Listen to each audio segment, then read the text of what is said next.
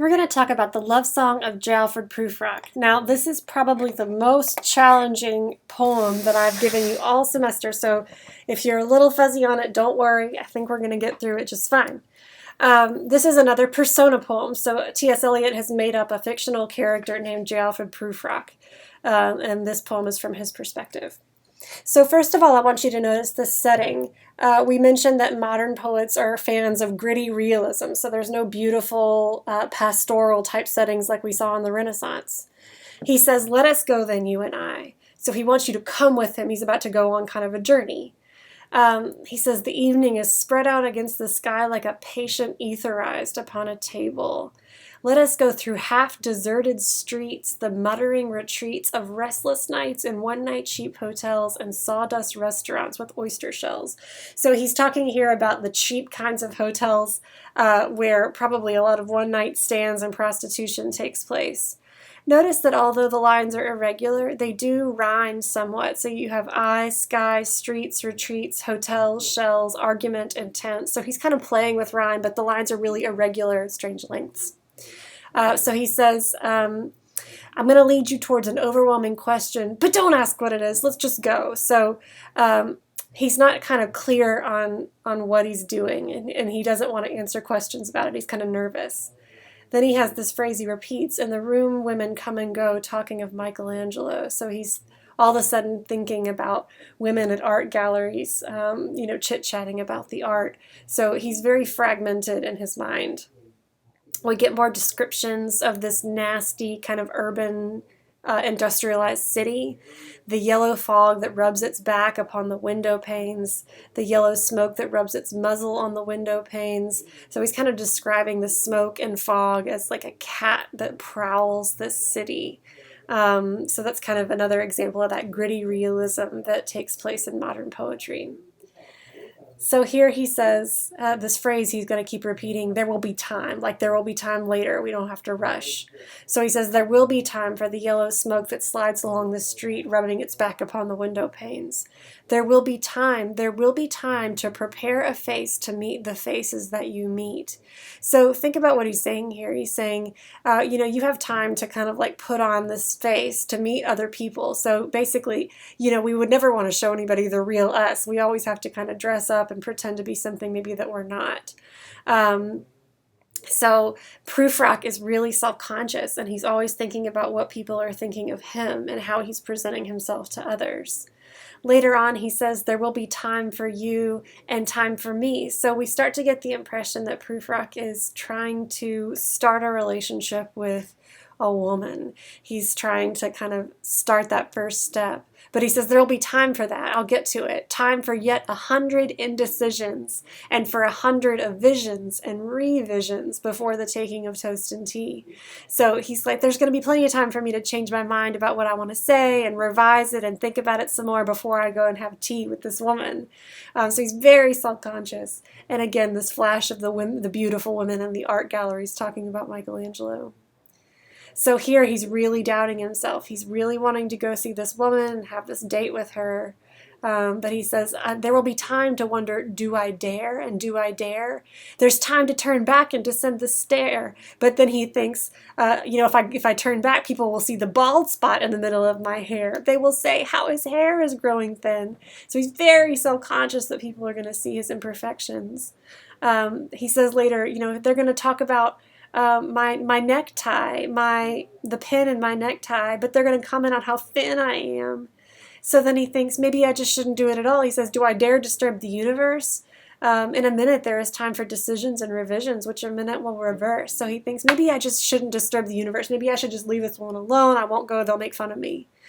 Then he says, I have known them all already, known them all. I have known the evenings, mornings, afternoons. I have measured out my life with coffee spoons. I love that line. So he kind of says, I'm kind of jaded. I already know how this is going to turn out. I've been through all these days and all this monotony and done the same things over and over again. Do I really need to do this again? He says, I have known the voices dying with a dying fall beneath the music from a further room. So I kind of know what it's going to sound like when she turns me down.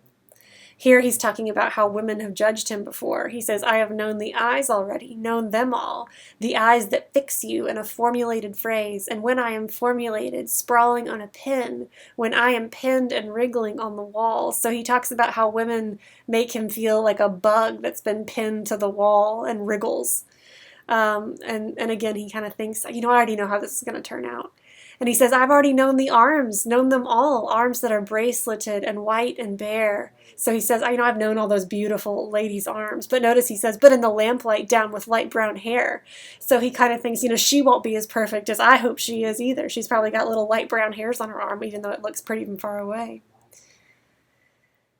Then he says, I should have been a pair of ragged claws scuttling across the floors of silent seas. Like he thinks that he is so low that he should kind of be like a crab on the bottom of the ocean. Later on, he says, should I, after tea and cakes and ices, have the strength to force the moment to its crisis? So if I go over there, if I have tea with her, will I have the courage to kind of say what I feel?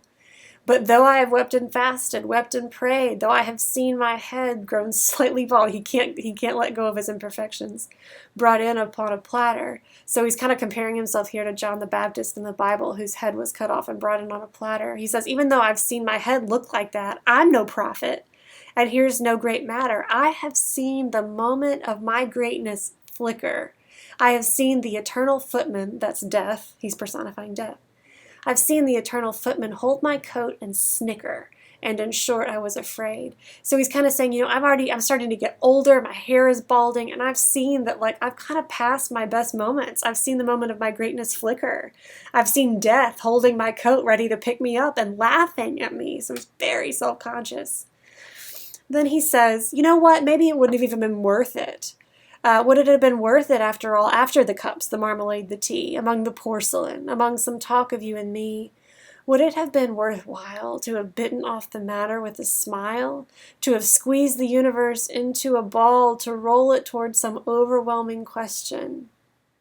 So he says, will it be worth it for me to do all this stuff, to disturb the universe, to ask these questions? He says, I am Lazarus, come from the dead, come back to tell you all, I shall tell you all. If one settling a pillow by her head should say, that is not what I meant at all, that is not it at all. So he kind of says, I would make this grand declaration of my love for you, but I have trouble saying what I mean, right? I can't quite communicate. In the next stanza, he says something similar. He says, would it have been worthwhile if after all this stuff, the novels, the teacups, the skirts that trail along the floor, and this and so much more, it is impossible to say just what I mean. So he feels this complete inability to really say what he wants to say to this woman. It's a lack of courage and a lack of confidence. So at the end of the poem here, he says, I'm not Prince Hamlet, nor was meant to be. So if you've ever read Hamlet, Hamlet is the kind of romantic lead of the play, and he's very brave and smart. But Prufrock says, I am not Hamlet, nor was meant to be. I am an attendant lord. So he's kind of talking about like Rosencrantz and Guildenstern, who were these kind of supporting characters in Hamlet, and all they really do is kind of show up and start little storylines. They don't do much.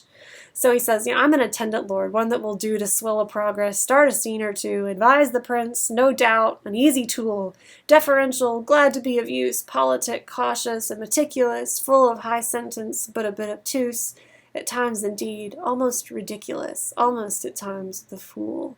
So he says, I'm not Prince Hamlet, I'm not the hero, I'm this kind of silly side character who's almost stupid, who's being made fun of. Like, that's me, I'm not meant to get what I want. I grow old, I shall wear the bottoms of my trousers rolled. So now he's kind of said his whole life, there'll be time for this later, there'll be time for this later. But ultimately, he's now grown old, kind of waiting to finally do something and make a move. He says, do I part my hair behind? Do I dare to eat a peach? So any action now seems too much. He's so scared of doing anything. He says, I have heard the mermaids singing each to each. He's referencing here an old John Donne poem. We've read John Donne in the Renaissance period. And John Donne has this poem where he says, teach me to hear the mermaids singing, where he's talking about, I want to hear women sing to each other. So Prufrock answers him and says, I have heard the mermaids singing each to each. I do not think that they will sing to me. Okay, so ultimately, he really ends the poem completely dejected. He hasn't gone to talk to the woman. He kept going and kind of turning back and descending the stair and saying, I'll have time later, I'll have time later. So Prufrock is really the model of a modern contemporary man at this period. He's very self-conscious. He can't find meaning in anything. Nothing is worthwhile for him. He's very cynical and skeptical, and he's very frustrated with himself and how women judge him and look at him. So although those aren't positive traits, they are very realistic to the time period. So I hope this helped to enlighten you on this poem. I know it's a little bit complicated and a little experimental, but it is really a great example of the period, and once you get into it, it really is kind of wonderful and a little bit funny.